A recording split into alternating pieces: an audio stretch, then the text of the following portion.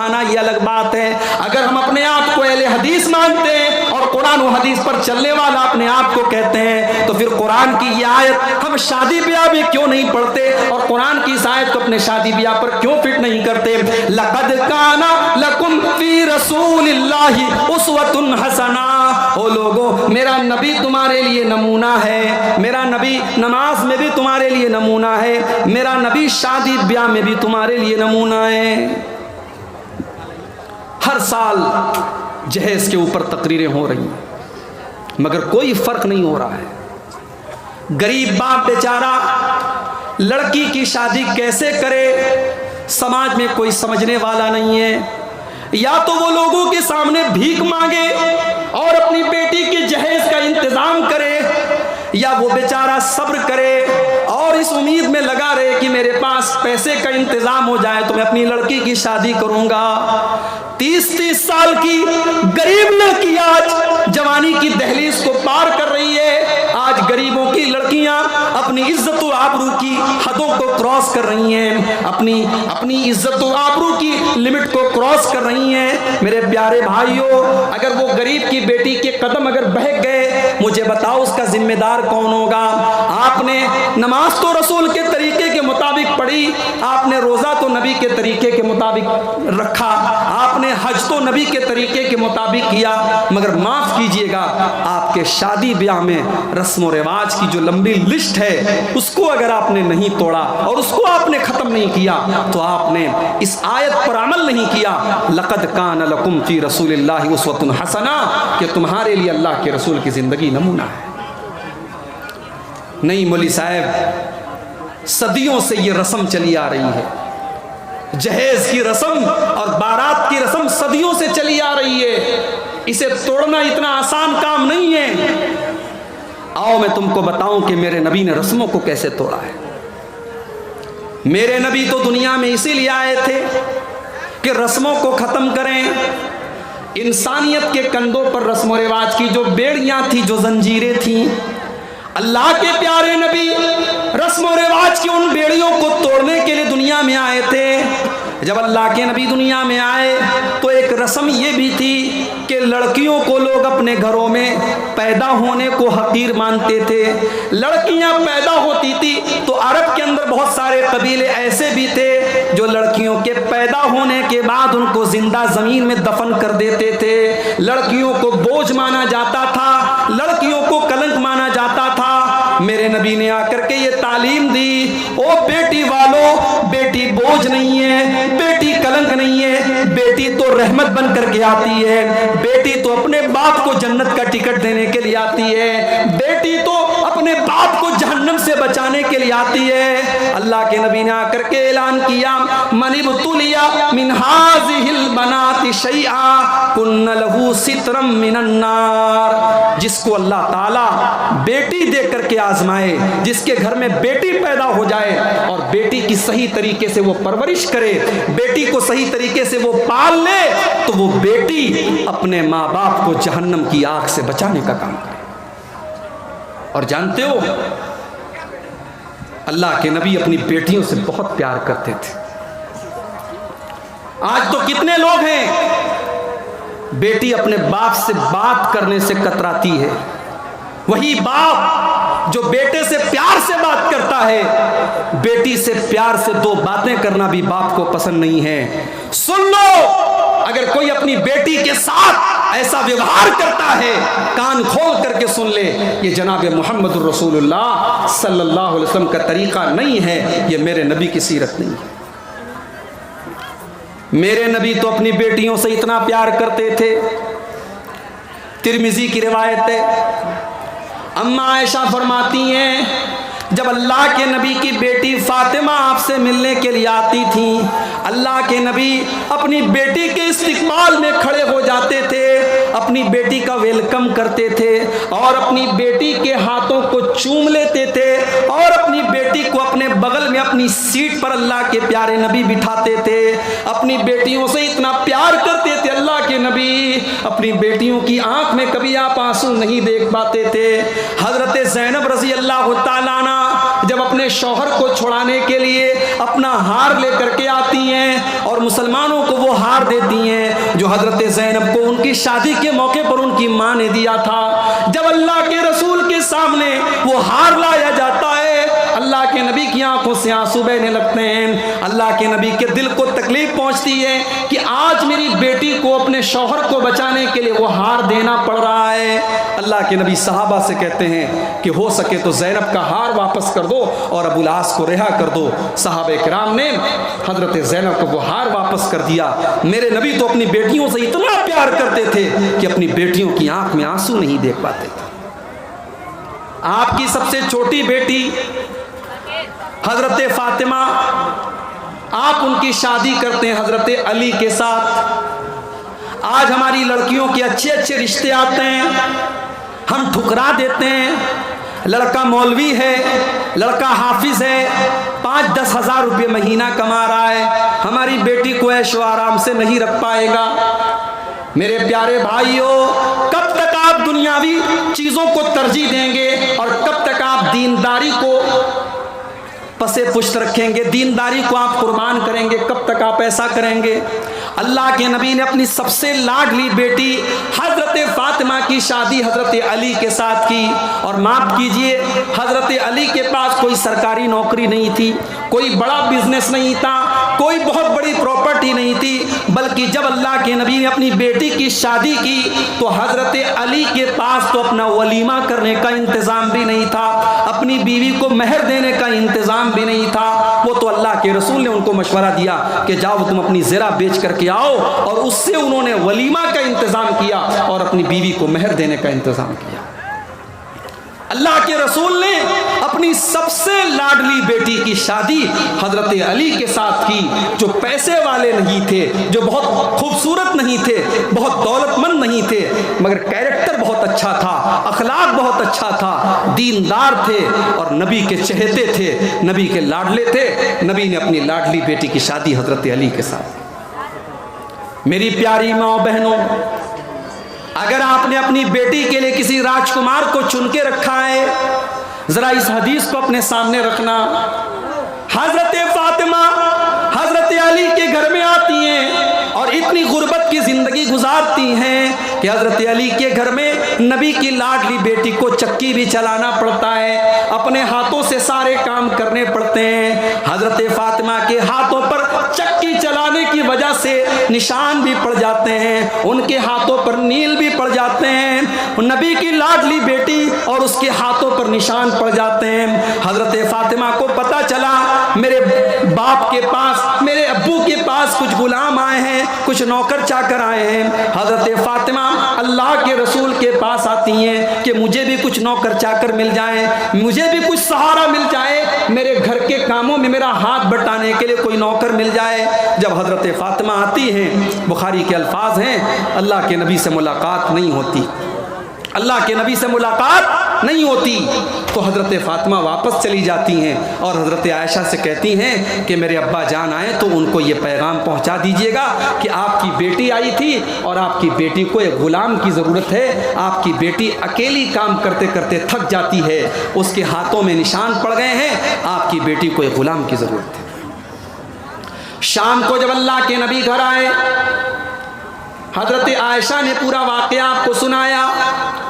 बुखारी के अल्फाज, अल्लाह के नबी उसी वक्त अपनी बेटी के घर पहुंचे, बेटी के घर पहुंचे, बेटी और दामाद अपने बिस्तर पे सोने की तैयारी कर रहे थे। अल्लाह के प्यारे नबी अपनी बेटी के बिस्तर पर आकर के बैठ गए और आपने फरमाया, ऐ अली, ऐ फातिमा, मेरे पास इतनी ताकत तो नहीं है कि मैं तुम्हें गुलाम दे सकूं, मैं तुम्हें एक नौकर दे सकूं, लेकिन हाँ मैं तुमको उससे भी एक बेहतर चीज़ तुमको दे रहा हूँ। इज़ा अवैतुमा इला फिराशिकुमा, ऐ मेरी बेटी और मेरे दामाद, जब तुम बिस्तर पे सोने जाया करो तो 33 बार तुम सुभान अल्लाह पढ़ लिया करो, 33 बार तुम अल्हम्दुलिल्लाह पढ़ लिया करो और 34 बार तुम अल्लाहु अकबर पढ़ लिया करो। तुम्हें किसी नौकर की ज़रूरत नहीं पड़ेगी, तुम्हें किसी नौकरानी की ज़रूरत नहीं पड़ेगी। ये तस्बीह तुम पढ़ के सो जाओ, तुम्हारी सारी थकावट दूर हो जाएगी, तुम्हारी सारी तकलीफ़ें दूर हो जाएंगी।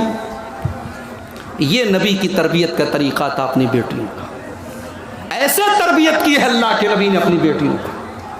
मेरी प्यारी माँ और बहनों, आज मोबाइल पर और टीवी पर आने वाले सीरियलों ने हमारी बहनों और हमारी नौजवान लड़कियों का ज़हन ऐसा बना दिया है कि आज उन्हें हीरो चाहिए, उन्हें जीन्स और टी शर्ट पहनने वाला और जिम जाने वाला, उन्हें दुनियावी एतबार से खूबसूरत लड़का चाहिए। उन्हें दीनदार होने से मतलब नहीं है, उन्हें नमाजी होने से मतलब नहीं है, उन्हें ईमान वाला होने से मतलब नहीं है। आज हमारी लड़कियों की नज़र अगर है तो लड़कों की खूबसूरती, उनकी स्मार्टनेस और उनकी सरकारी नौकरी और उनके दुनिया में कामयाब होने पर है। आखिरत की कामयाबी और दीन की कामयाबी को कोई नहीं देखता है। तो शादी ब्याह में मेरे भाइयों, ये जो जहेज की रस्म हमने पाली है, अल्लाह के रसूल ने रस्मों को कैसे खत्म किया है जरा आप गौर करें। अल्लाह के नबी के ज़माने में एक रस्म ये भी थी कि कोई किसी लड़के को अगर गोद ले लेता था तो वो उसका सगा बेटा मान लिया जाता था। गोद लेने वाला लड़का सगा लड़का मान लिया जाता था, और जो औरत किसी लड़के को गोद ले ले वो औरत उस लड़के की माँ मानी जाती थी। उसके जो और बच्चे होते थे, जिस बच्चे को गोद लिया गया है उसके भाई बहन माने जाते थे। इस्लाम ने इस रस्म को कंडेम किया, इस्लाम ने इस रस्म पर पाबंदी लगाई और इस्लाम ने इस रस्म को गलत करार दिया। और अल्लाह ताला ने कुरान की आयत नाजिल की, वमा जाला अदियाकुम, अल्लाह ताला ने तुम्हारे मुंह बोले बच्चों को तुम्हारा सगा बेटा नहीं बनाया। तुमने जिसको गोद ले लिया, जिसको तुमने मुंह से कह दिया ये मेरा बेटा है, वो तुम्हारा सगा बेटा नहीं हो सकता। अल्लाह की नज़र में वो तुम्हारा सगा बेटा नहीं है। अब जरा गौर से सुनना, मैं जो बात आपसे कहने जा रहा हूं। अल्लाह के नबी ने हजरत ज़ैद रजी अल्लाह तआला अन्हु को अपना मुंह बोला बेटा बना लिया। ये हजरत ज़ैद कौन थे? ये बेचारे अच्छे खानदान के थे, लेकिन डाकुओं ने इनको बचपन में किडनैप करके इनको गुलाम बना के बेच दिया। अब हजरत ज़ैद गुलाम बन करके मक्का में बिक रहे थे। हजरत खदीजा रजी अल्लाह ताला अन्हा के चचाजाद भाई थे हजरत हकीम बिन हिजाम, उन्होंने खरीद लिया हजरत ज़ैद को और फिर हजरत खदीजा को उन्होंने दे दिया। फिर हजरत खदीजा की शादी जब अल्लाह के रसूल के साथ हुई तो हजरत खदीजा ने हजरत ज़ैद को अल्लाह के रसूल की खिदमत में दे दिया। अल्लाह के नबी ने हजरत ज़ैद को इतना प्यार दिया, इतनी मोहब्बत दी कि जब हजरत ज़ैद का सगा बाप और उनका चचा, जब उनको पता चला कि हमारा बेटा, हमारा भतीजा मक्का में मोहम्मद के पास रहता है सल्लल्लाहु अलैहि वसल्लम, जब उनको ये पता चला कि हमारा बेटा मक्के में एक आदमी के पास रहता है, तो हजरत ज़ैद का बाप और उनका चचा अल्लाह के रसूल के पास आए और कहा कि ऐ मोहम्मद, हम अपने बेटे को लेने आए हैं, आप हमारा बेटा हमारे हवाले कर दीजिए। अल्लाह के रसूल ने कहा ठीक है, अच्छी बात है, आप ज़ैद से पूछ लीजिए, अगर वो आपके साथ जाने को तैयार है आप शौक से लेके चले जाइए। ज़ैद के बाप और ज़ैद के चचा ने आकर के हजरत ज़ैद से पूछा कि ऐ ज़ैद, हम तुम्हें अपने साथ लेकर के जाने के लिए आए हैं, तुम गुलामी की ज़िंदगी छोड़ दो, चलो अपने घर चलो और आज़ाद की ज़िंदगी गुजारो। हजरत ज़ैद जवाब देते हैं, ऐ मेरे वालिद और ऐ मेरे चचा, मैं अपने आका को छोड़ करके कहीं जाने वाला नहीं हूँ। मेरा सगा बाप भी उतना प्यार मुझे नहीं दे सकता था जितना मोहम्मद रसूलुल्लाह ने मुझको दिया है। मैं अपने आका को छोड़ करके, अपने नबी को छोड़ करके मैं कहीं जाने वाला नहीं हूँ। मैं रहूँगा तो मोहम्मद रसूलुल्लाह के साथ रहूँगा। जब बाप ने ये देखा कि मेरा बेटा जाने को तैयार नहीं है, बाप बेचारा मजबूर होकर के चला गया।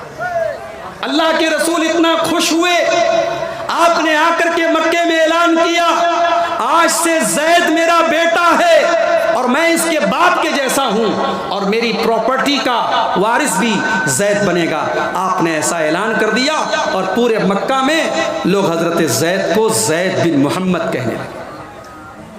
अब गौर से सुनिएगा जो बात मैं कहना चाहता हूँ। जब कुरान की यह आयत नाजिल हुई कि किसी को अपना बेटा बना लेने से वो सगा बेटा नहीं बन जाता, अब अब इस रस्म को ख़त्म करने के लिए अल्लाह ताला ने अपने नबी को एक हुक्म दिया। हुक्म ये दिया कि ऐ नबी, हज़रत ज़ैनब रज़ी अल्लाह ताला अन्हा जो ज़ैद की बीवी हैं, जब ज़ैद अपनी बीवी को तलाक दे दें तो ऐ मोहम्मद सल्लल्लाहु अलैहि वसल्लम आप ज़ैद की बीवी के साथ तलाक के बाद जब वो इद्दत पूरी कर ले तो आप उनसे निकाह कर लीजिए। अल्लाह के रसूल को अल्लाह ने हुक्म दिया कि आप अपने मुंह बोले बेटे की मुतल्लका बीवी के साथ, जो समाज की नज़र में आपकी बहू है, अपनी उस लड़की के साथ, उस औरत के साथ आप शादी कीजिए। कितनी बड़ी बात है। आज हमारे समाज में अगर ऐसी कोई रस्म हो और आपसे मैं कहूं कि इस रस्म को तोड़ दीजिए तो आपकी पेशानी पर बल पड़ जाएंगे, पसीना आ जाएगा आपको कि इतनी खतरनाक रस्म। अल्लाह ने अपने नबी को हुक्म दिया कि ऐ नबी, जब ज़ैनब की इद्दत ख़त्म हो जाए तो आपको ज़ैनब के साथ निकाह करना है। अल्लाह के नबी डर रहे थे कि मैं अगर ज़ैनब के साथ निकाह करूँगा तो समाज क्या कहेगा। लोग ये कहेंगे कि मोहम्मद रसूलुल्लाह ने अपनी बहू के साथ शादी कर ली, अपनी बहू के साथ निकाह कर लिया। बड़े गौर से सुनना मेरे प्यारे भाइयों, मोहम्मद रसूलुल्लाह ने कैसे रस्म और रिवाज को ख़त्म किया है। अल्लाह के नबी सल्लल्लाहु अलैहि वसल्लम ने हज़रत ज़ैनब के साथ जब निकाह किया, पूरे मक्का में एतराज़ होने लगा। लोग कहने लगे मोहम्मद रसूलुल्लाह ने अपनी बहू के साथ शादी कर ली। लोग कहने लगे सारे मुसलमानों को 4 शादी करने की इजाज़त है, मोहम्मद सल्लल्लाहु अलैहि वसल्लम ने 5वीं शादी कर ली। लोग कहने लगे इन्होंने दूसरों के लिए अलग कानून बनाया और अपने लिए अलग कानून बनाया। अब अल्लाह ने कुरान की आयत नाजिल की, सूरह अहज़ाब, मा काना मुहम्मदुन अबा अहदिम मिर रिजालिकुम वलाकिर रसूलल्लाह। ओ लोगो, तुम मेरे नबी पर इल्ज़ाम लगाते हो कि मेरे नबी ने अपनी बहू से शादी कर ली, जबकि मेरे नबी की औलाद में कोई लड़का नहीं है, मेरे नबी किसी लड़के के बाप नहीं है, मेरे नबी की औलाद में कोई मर्द नहीं है। आपके लड़के हुए 3 लड़के हुए, लेकिन तीनों लड़कों का इंतकाल बचपन में हो गया। आपका कोई बेटा जवान नहीं हुआ, मर्द नहीं हुआ। तो अल्लाह ने कहा कि मोहम्मद सल्लल्लाहु अलैहि वसल्लम जब किसी मर्द के बाप नहीं है, उनकी औलाद में कोई मर्द नहीं है, तो फिर उनकी बहू कहाँ से आ गई। लिहाजा तुम्हारा ये एतराज़ गलत है कि उन्होंने अपनी बहू के साथ निकाह कर लिया। মা বোনদেরকে অনুরোধ করি, আপনারা জেন না, বাংলা বক্তা আছে মৌলানা হাবিবুর রহমান সাহেব সালাফি, যাকে আমরা লম্বু নামে জানি, হাবিবুর রহমান লম্বু নামে আমরা জানি। তো আপনারা জেন না, 10 মিনিটের মধ্যে উনি আসবেন, আপনারা ওনার ওয়াজ শুনবেন। খুব ভালোভাবে বাংলা ভাষাতে খুব সুন্দরভাবে ওয়াজ করেন তিনি, আপনারা জেন না। और होटल बंद होने वाला है, जिनको जिनको खाना है जल्द खा लें। गौर करें मेरे भाइयों, आप एक रस्म को तोड़ने को तैयार नहीं है। अल्लाह के नबी ने ऐसी रस्म को तोड़ा है, पूरा समाज आपका दुश्मन बन गया, मगर अल्लाह के रसूल ने हज़रत ज़ैनब के साथ निकाह किया क्योंकि अल्लाह का हुक्म था। मेरे भाइयों, आप अगर अपने आप को अहले हदीस मानते हैं, कुरान व हदीस पर चलने वाला कहते हैं, तो रस्म और रिवाज की इन बेड़ियों को ख़त्म करो और शादी ब्याह को आसान करो। और मेरी बात नोट कर लो, समाज से बेहयाई और ज़िनाकारी नहीं ख़त्म हो सकती जब तक हम निकाह के सिस्टम को आसान नहीं करेंगे। अल्लाह के प्यारे नबी फरमाते हैं इन्ना आज़मन निकाही बरकतन ऐसरुहु मऊनतन, सबसे ज़्यादा बरकत वाला निकाह वो है जिसके अंदर सबसे कम खर्च किया जाए। अल्लाह के नबी फरमाते हैं इज़ा खतब इलैकुम मिम्मन तरज़ौन दीनहु व खुल्क़हु फज़व्विजूह, जब तुम्हारे लड़का या लड़की के लिए कोई अच्छा रिश्ता आ जाए, कोई दीनदार रिश्ता आ जाए, तो तुम शादी करने में देर न करो। इल्ला तफ़अलू, अगर तुम शादी वक्त पर नहीं करोगे, अगर अपने लड़का या लड़की की तुम शादी सही टाइम पर नहीं करोगे, तकुन फितनतुन फिल अर्दी व फसादुन अरीस, तो ज़मीन के अंदर फितना फैल जाएगा और ज़मीन के अंदर फसाद फैल जाएगा, ज़मीन के अंदर बिगाड़ फैल जाएगा। आज बिगाड़ फैल चुका है और आज आप देखें कि कौन सा मुसलमानों का गांव ऐसा है और कौन सा मुसलमानों का शहर ऐसा है जहां मुसलमान नौजवान, चाहे वो लड़के हों चाहे वो लड़कियां हों, वो बदकारी की गलत आदत में न मुब्तला हों। आज हमारे घरों तक बदकारी पहुंच चुकी है मेरे भाइयों, हमारे गांव और हमारे देहातों में बुराई पहुंच चुकी है। हम जब तक निकाह को आसान नहीं करेंगे बुराई खत्म नहीं हो सकती। हमारे नबी हमारे लिए नमूना है और नमूना आप हर एतबार से हैं। आप जब बिजनेस करें, व्यापार करें, नौकरी करें, पैसा कमाने के लिए आप घर से निकलें, पैसा कमाने के लिए भी अल्लाह के रसूल आपके लिए नमूना है। आप आज़ाद नहीं हैं कि आप ब्याज का पैसा भी अपने घर में लेकर के आए, रिश्वत का पैसा भी आप अपने घर में लेकर के आए, शराब बेच करके आप पैसा कमाएं। नहीं नहीं, पैसा कमाइए, बिजनेस कीजिए, मगर हलाल तरीके से कीजिए। सूद और ब्याज की रकम अपने घर में मत लाइए। मेरे प्यारे भाइयों, आज अपने बच्चों से हम इतना प्यार करते हैं कि हमारे बच्चों को जरा सी खरोंच आ जाए हम बेचैन हो जाते हैं। हमारा बेटा बाइक से जा रहा है, हमारी बेटी घर से जा रही है, बेटे को चोट आ जाए तो बाप बेचैन हो जाता है, बेटी को खरोच आ जाए तो माँ बेचैन हो जाती है। मेरे प्यारे भाइयों, अपने बेटे और बेटियों से इतना प्यार करते हो और उसी बेटे को, उसी बेटी को हराम कमाई ला करके खिलाते हो, अपने बच्चों की परवरिश हराम पैसे से करते हो। क्या आपने अल्लाह के रसूल की वो हदीस नहीं सुनी, मा यरबू लहमुम मिन सोहतिन, जिस बदन की परवरिश हराम कमाई से की जाए, जिस बदन के अंदर हराम पैसा चला जाए, फन्नारु औला बिही, वो बदन जहन्नम की आग में डाला जाएगा। आप अपने बेटे और बेटी को दुनिया की आग में जलता हुआ नहीं देख सकते। मेरे भाइयों, जहन्नम की आग में अपने बच्चों को कैसे आप जलता हुआ देख सकते हो? सूद से अपने आप को बचाओ मेरे भाई, हराम कमाई से अपने आप को बचाओ।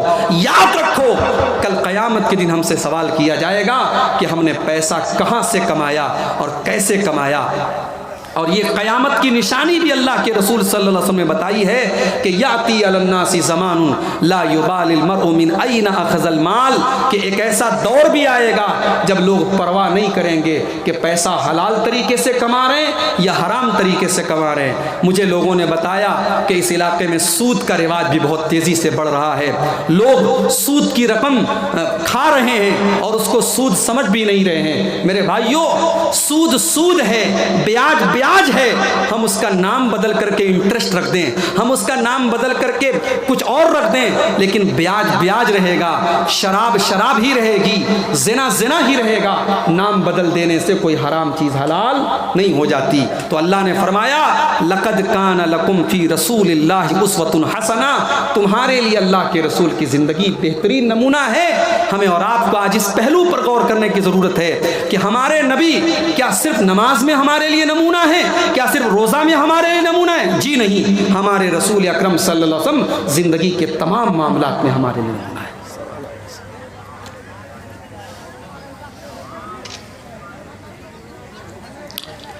एक सवाल ये आया है कि अगर किसी ने किसी लड़की को गोद लिया है, पाला है, तो वो लड़की पालने वाले इंसान को बाप कह सकती है या नहीं, और पालने वाली औरत को माँ कह सकती है कि नहीं? बिल्कुल कह सकती है। भाई, हम एक आम आदमी को अपने बाप कह करके, चचा कह करके पुकारते हैं।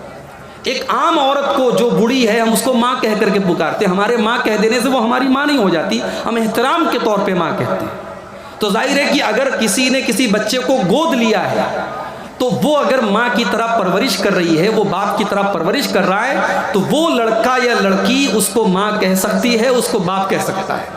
मगर माँ कह देने से वो उसकी सगी माँ नहीं हो जाएगी और बाप कह देने से वो उसका सगा बाप नहीं हो जाएगा।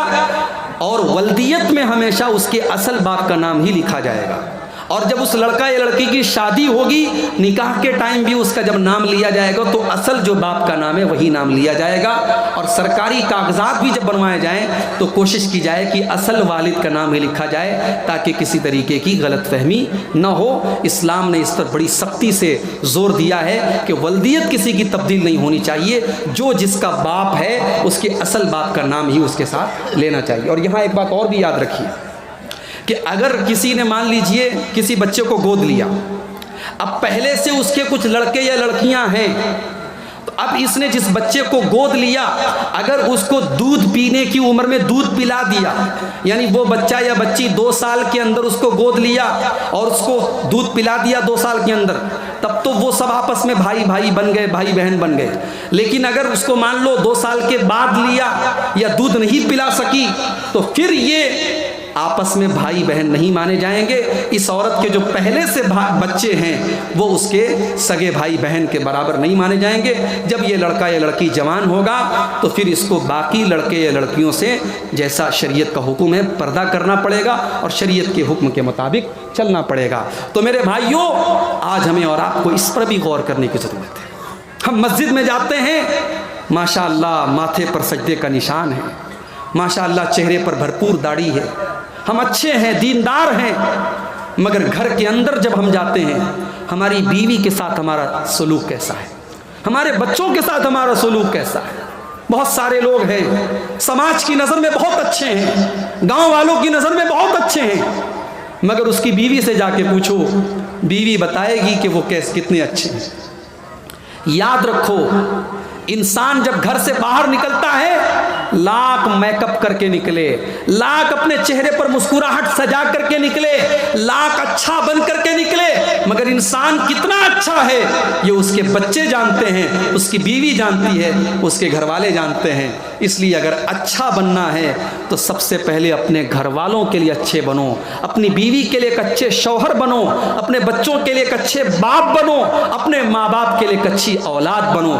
इसीलिए अल्लाह के नबी फरमाते हैं, खैरुकुम लिअहलिही, ओ लोगों तुम में सबसे अच्छा इंसान वो है जो अपने परिवार के लिए अच्छा हो। व अना खैरुकुम लिअहली, और मैं तुम्हारे अंदर अपने परिवार के लिए सबसे अच्छा हूँ। क्या आप अपनी बीवी के साथ हंसी मजाक करते हैं? अरे नहीं मौली साहब, दिन भर काम करके रात में थके हारे घर जाते हैं, बीवी के साथ हंसी मजाक कौन करेगा? मैं कहता हूं आप दुनिया के सबसे बड़े बिजी और सबसे व्यस्त इंसान भी अगर बन जाएं, तब भी आपकी बीवी का आपके ऊपर हक है मेरे भाई, और बीवी का हक आपको अदा करना पड़ेगा। एक शौहर और बीवी का रिश्ता बड़ा प्यारा रिश्ता है, इस रिश्ते को आपको निभाना पड़ेगा। अल्लाह के रसूल के एक सहाबी थे, मैं आखिरी बातें कर रहा हूं क्योंकि मुझे हुक्म भी मिला है, बात को शॉर्ट कर दीजिए। अल्लाह के रसूल के एक सहाबी थे हज़रत अबू दरदा अंसारी रज़ी अल्लाह ताला। ये अंसारी सहाबी थे, मदीना में रहते थे। ये रात में नमाज पढ़ते थे, दिन में रोज़ा रखते थे। शादी हो चुकी थी लेकिन बीवी से कोई मतलब नहीं रखते थे, बीवी के पास बहुत कम जाते थे। इनके एक दोस्त थे हज़रत सलमान फ़ारसी, ये अक्सर अपने दोस्त के घर आते थे, और अभी चूंकि पर्दे का हुक्म नाजिल नहीं हुआ था तो हज़रत सलमान फ़ारसी अपने दोस्त की बीवी के साथ भी बातचीत करते थे, उनका सामना करते थे, क्योंकि अभी पर्दे का हुक्म नाजिल नहीं हुआ था। बुखारी की रिवायत है, एक दिन हज़रत सलमान फ़ारसी अपने दोस्त अबू दरदा के घर आए। उन्होंने देखा कि मेरे दोस्त अबू दरदा की जो बीवी है उम्मे दरदा, उनके बाल बिल्कुल बिखरे हुए हैं, चेहरा बिल्कुल मैला कुचैला बना हुआ है। हज़रत सलमान फ़ारसी ने पूछा कि भाभी जान, ये आपने क्या हुलिया बना के रखा है?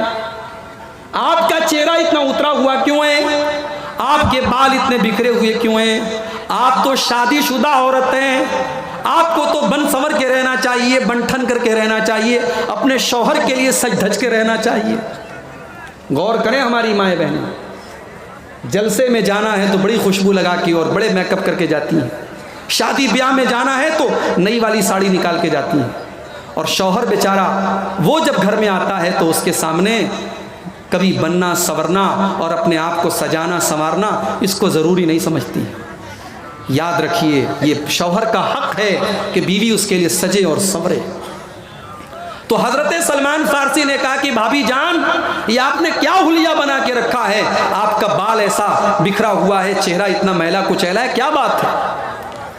हजरत उम्मे दर्दा कहने लगी, ऐ सलमान मैं क्या बताऊं, मैं मेकअप करके क्या करूंगी, मैं बन संवर करके क्या करूंगी, मेरे शौहर को मुझसे कोई मतलब ही नहीं है। रात में वो रात भर तहज्जुद पढ़ते हैं और दिन में वो रोज़ा रखते हैं, उनको तो अपनी बीवी बच्चों से कोई मतलब ही नहीं है। हजरत सलमान फारसी समझ गए क्या मसला है। थोड़ी देर के बाद हजरत अबू दरदा आए घर में, रोज़ा रखे हुए थे, वो नफिल रोज़ा था, रोज़ा रखे हुए थे। दस्तरखान बिछाया और हजरत सलमान फारसी से कहा कि खाना खा लीजिए। हजरत सलमान फारसी ने कहा मैं खाना नहीं खाऊंगा, पहले आपको भी खाना पड़ेगा। बोले मैं रोज़ा हूँ, कहा नहीं आपको रोज़ा तोड़ दीजिए, आप साथ पे खाना खाएं। हजरत सलमान फारसी ने ज़बरदस्ती उनका रोज़ा तोड़वाया। इससे एक मसला ये भी पता चला कि नफली रोज़ा, रमज़ान के रोज़े की बात नहीं हो रही है, नफली रोज़ा तोड़ा भी जा सकता है अगर कोई ऐसी मसलहत आ जाए। सलमान फारसी ने रोज़ा तोड़वाया, दोनों दोस्तों ने रोज़ा तोड़ा, साथ में खाना खाया। उसके बाद जब रात हुई, इशा की नमाज के 1 घंटे के बाद हजरत अबू दरदा खड़े होकर के तहज्जुद की नमाज पढ़ने लगे। हजरत सलमान फारसी ने मना किया, रुक जाइए, अभी तहज्जुद मत पढ़िए, थोड़ा और टाइम गुजर जाने दीजिए। थोड़ा और टाइम गुजर गया, आधी रात हो गई। फिर हजरत सलमान ने कहा, हजरत अबू दरदा खड़े होने लगे। हजरत सलमान ने कहा अभी रुक जाइए, अभी तहज्जुद का टाइम नहीं हुआ है। जब रात का आखिरी पहर आया और फजर के 1-2 घंटा पहले का वक्त आया, तब हजरत सलमान फारसी ने कहा अब उठिए और अब आप तहज्जुद पढ़िए और मैं भी आपके साथ तहज्जुद पढ़ता हूं। जब दोनों दोस्तों ने तहज्जुद की नमाज पढ़ ली, तहज्जुद की नमाज पढ़ने के बाद अब हजरत सलमान फारसी ने कहा कि ऐ अबू दरदा, इन्ना लिरब्बिका अलैका हक्का व इन्ना लिअयनिका अलैका हक्का व इन्ना लिजसदिका अलैका हक्का व इन्ना लिज़ौरिका अलैका हक्का। ऐ अबू दरदा, आपकी आँखों का भी हक है, आपकी बीवी का भी हक है, आपके मेहमान का भी आपके ऊपर हक है, आपके शरीर का भी आपके ऊपर हक है और आपके रब का भी आपके ऊपर हक है। आप नमाज पढ़ते हैं बहुत अच्छी बात है, आप तहज्जुद पढ़ते हैं बहुत अच्छी बात है, मगर अपने जिस्म का भी ख्याल रखिए, अपनी बीवी का भी ख्याल रखिए, अपने मेहमान का भी ख्याल रखिए, सबको सबका हक दीजिए। जब अल्लाह के रसूल सल्लल्लाहु अलैहि वसल्लम के सामने ये पूरा वाक़या बयान किया गया, अल्लाह के रसूल ने फरमाया सदक़ सलमान, सलमान बिल्कुल सही कह रहे हैं, सलमान ने बिल्कुल सही बात कही। तो मेरे भाइयों, इस्लाम तो ये तालीम देता है, इस्लाम इस बात का नाम नहीं है कि आप बीवी बच्चों को भूल जाएं और आप दिन भर नमाज ही पढ़ें और दिन भर आप रोज़ा रखें और बीवी बच्चों का हक अदा ना करें। आप एक अच्छे बाप बने, एक अच्छे शौहर बने और एक अच्छे परिवार के आप सदस्य बने। ये भी अल्लाह के रसूल की सीरत का एक हिस्सा है। वक्त मेरा पूरा हो चुका है और हमारे बड़े बुजुर्ग आलिम दीन शेख हबीबुर रहमान साहब तशरीफ़ ला चुके हैं। जाते जाते मैं एक ऐलान आपके सामने ये करना चाहता हूँ कि 26 नवंबर को, इसी महीने की 26 तारीख को जुमा के दिन मझैली में, अगर मैं नाम गलत नहीं ले रहा हूँ, मझैली में मंझेली टिक्कर टोला मंझेली में एक प्रोग्राम है। वहाँ एक नया इदारा वहाँ के भाइयों ने, चंद भाइयों ने कायम किया है। उस इदारे की तरफ से प्रोग्राम है और ये प्रोग्राम मगरिब की नमाज के फ़ौरन बाद शुरू हो जाएगा और मेरी तकरीर जो होगी वहाँ मगरिब की नमाज के फ़ौरन बाद शुरू हो जाएगी। तो मेरी आपसे गुजारिश है कि आप उस प्रोग्राम में पहुँचें और कोशिश करें कि मगरिब की नमाज़ वहीं पढ़ें ताकि आप वहाँ प्रोग्राम में शामिल हों और इंशाअल्लाह मगरिब के फ़ौरन बाद मेरा खिताब होगा। तो मेरी गुजारिश है आपसे कि वहाँ पहुँचे, एक अच्छा प्रोग्राम आप वहाँ देखेंगे और अहम मौज़ूआत पर वहाँ खिताब होंगे इंशाअल्लाह। अल्लाह से दुआ है रब्बुल आलमीन, मुझे जो वहाँ टॉपिक मिला है ज़िंदगी गुजारने का मकसद क्या है, हमारा ज़िंदगी गुजारने का मकसद क्या होना चाहिए, उद्देश्य क्या होना चाहिए, इस मौजू पर हम इंशाअल्लाह वहाँ गुफ्तगू करेंगे। अल्लाह से दुआ है रब्बुल आलमीन। एक सवाल है क्या, ज़मीन के सिलसिले में शेख बताना, ज़मीन जैसे मिसाल के तौर पर एक बीघा ज़मीन देंगे आपको, 50,000 रुपया आपसे लेंगे, ठीक है। वो 50,000 रुपया उस वक्त तक नहीं देंगे जब तक आप हमको पूरा रुपया नहीं देंगे जी। मतलब ज़मीन देते हैं जब तक ज़मीन नहीं देंगे। अच्छा। और वो पूरा रुपया वापस देते हैं। उसकी पूरी सूरत हाल जब सामने हो तब उसके बारे में कोई शरई बात रखी जाए, लेकिन जो ज़ाहिरी तौर पर जो आप शक्ल बता रहे हैं वो सही मालूम नहीं हो रही है, शरई एतबार से वो सही नहीं है। जैसा कि इन्होंने बताया कि ज़मीन खेत वगैरह बेचने के वक्त जो है बेचते हैं या ऐसे ही बस सौदा करें, बटाई पर दे देते हैं, तो उस पर जो पैसा लेकर के लोग खा जाते हैं, ये शरअन इसको जो है उलमा ने दुरुस्त नहीं कहा है, इसको सूद की कैटेगरी में उलमा ने शुमार किया है। और इस पर मज़ीद तफसील से आप अपने जो मकामी उलमा हैं और कटिहार के जो हमारे ज़िम्मेदार उलमा हैं उनसे आप एक फ़तवे की शक्ल में, मैं यहाँ के उलमा से गुजारिश करूँगा कि बाकायदा पूरी सूरत हाल लिख करके एक फ़तवा भी मंगा लें, ताकि जो सही इस्लामी जो मसला है वो पता चल जाए। और अगर उलमा के फ़तवे के मुताबिक और शरीयत की रोशनी में ये शक्ल जायज़ नहीं है, तो मेरे भाइयों मेरी आप सबसे बड़ी दर्दमंदाना गुजारिश है कि चंद पैसों के लिए एक हराम चीज़ को अपने समाज में पलने मत दें और उसको ख़त्म करें। याद रखिए, मकान आपका कच्चा रहेगा तब भी ज़िंदगी गुजर जाएगी, मगर अगर कमाई आपकी हराम रहेगी तो कब्र में बड़ी परेशानी उठानी पड़ेगी और आखिरत की ज़िंदगी बड़ी परेशानी के साथ गुजरेगी। तो असल ज़िंदगी आखिरत की ज़िंदगी है, उसको बेहतर बनाने की हमारा आप कोशिश करें। अल्लाह से दुआ है रब्बुल आलमीन हमें दुनिया और आखिरत दोनों जहान में कामयाबी अता फरमाए। और आज का ये जलसा जिन भाइयों ने कायम किया है और जिस मस्जिद के लिए कायम किया, अल्लाह ताला उस मस्जिद की तामीर को जल्द से जल्द मुकम्मल करने की हम सबको तौफीक अता फरमाए। अल्लाह हम सबको कहने और सुनने से ज़्यादा अमल की तौफीक अता फरमाए। आमीन व आखिर दावाना अल्हम्दुलिल्लाहि रब्बिल आलमीन। वस्सलामु अलैकुम व रहमतुल्लाहि।